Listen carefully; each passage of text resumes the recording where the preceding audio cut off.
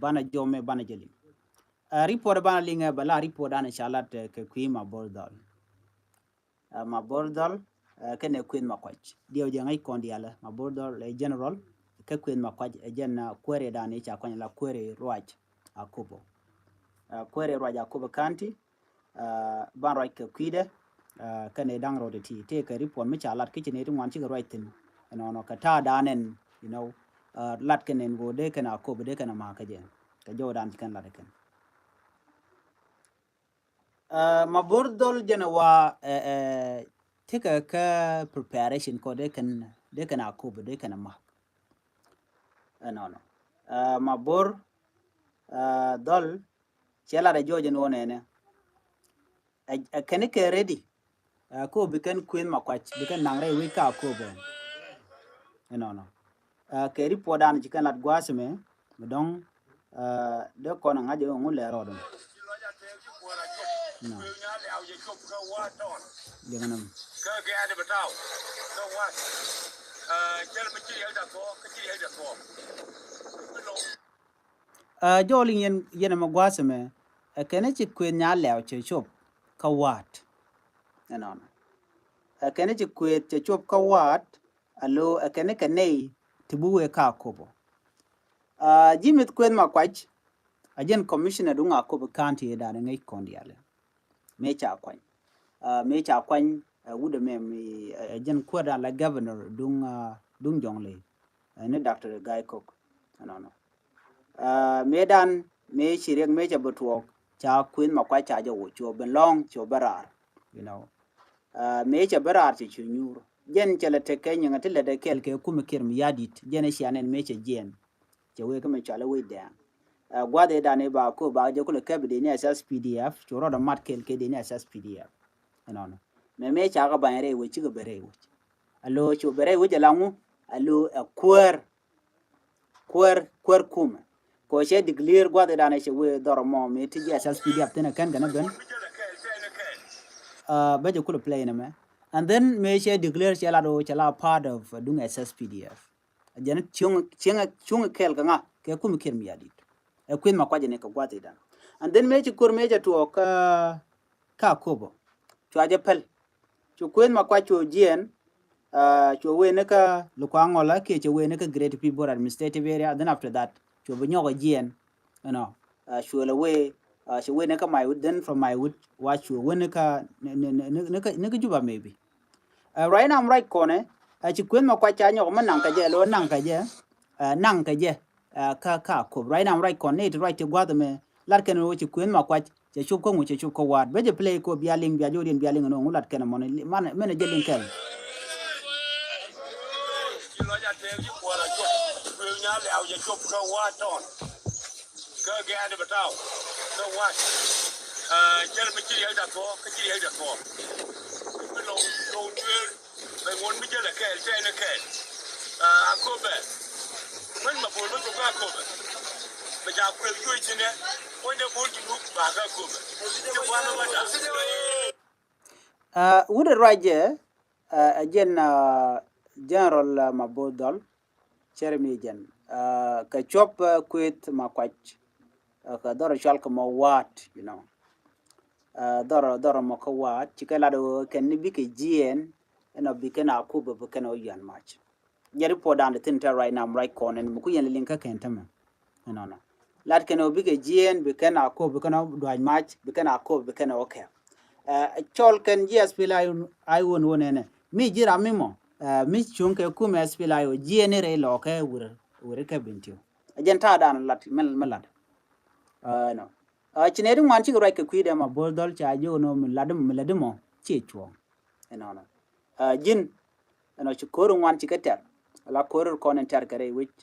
ka South Sudan men Sudan do chunga kel kan ware mishiro da breed and tama lengu da la ken yodet konen be ka kume dunkir mi yadi te nakan ware mader ne ku der ka loka jama som right konen tama kan bi kan queen ma kwaj be kan ka wat no ka nyirol county be kan nang ne ka kobo ka jodani kelat keje kan bi ka jien bu we ka wal gak na ka jodan kan lat bugu in headquarter ne ka ko ba county ke jo dan ji kala so nyu do di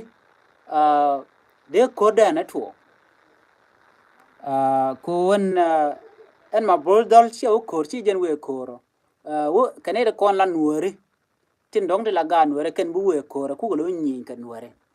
alom na ma bo shi mo gwa bo no de ga nuore de liu ko rodien you know wona nyin you know ka kwi ko cha lar kwere menena ajen kwala jogo no ne tin wan ti chirwach you know no chi ne tin wan kan nuore chi rwach ka kwi de ya jogo no mle de ma shi chon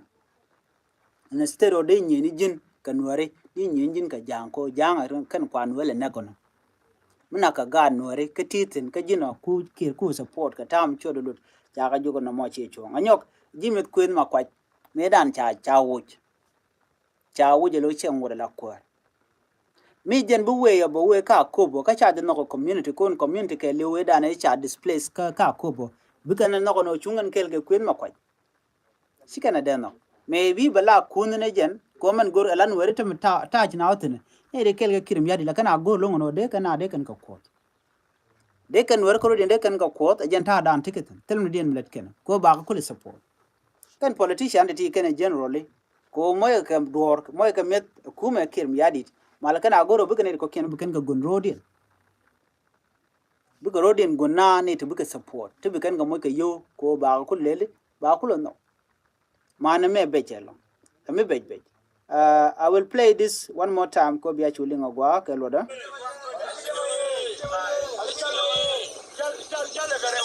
jale gamal miti kene kura ke lugu mal tiga mai tuna mal ban ja ke lalo dor ja kam kon ke jang mu mut mute wale ti jang mu nyinga kon ko lo ko ro ko waro lo nan lu ei gal ma jan me ke kon ya la wale bi la jan ke ba ko lan jale ke ko na le ba lo ko be ni lo ko ja ma lu jemo ma ko woni dok ti de ro le bi lu ko woni dok ti te wale Jerem lugu kwedi bran ba jen bu wena ka doka we Dr. Riek Machar we mo jene ram luk kwen ma kwach bu we ka dok alo kene shi karam ma muku Dr. Machar ko support shi kana gor so a general rajanta right now kwasme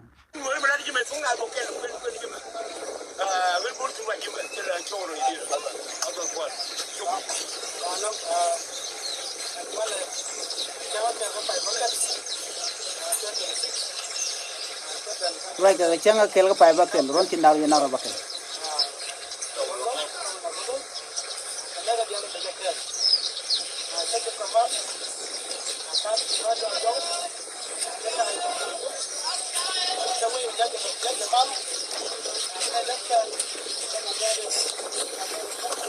noisy long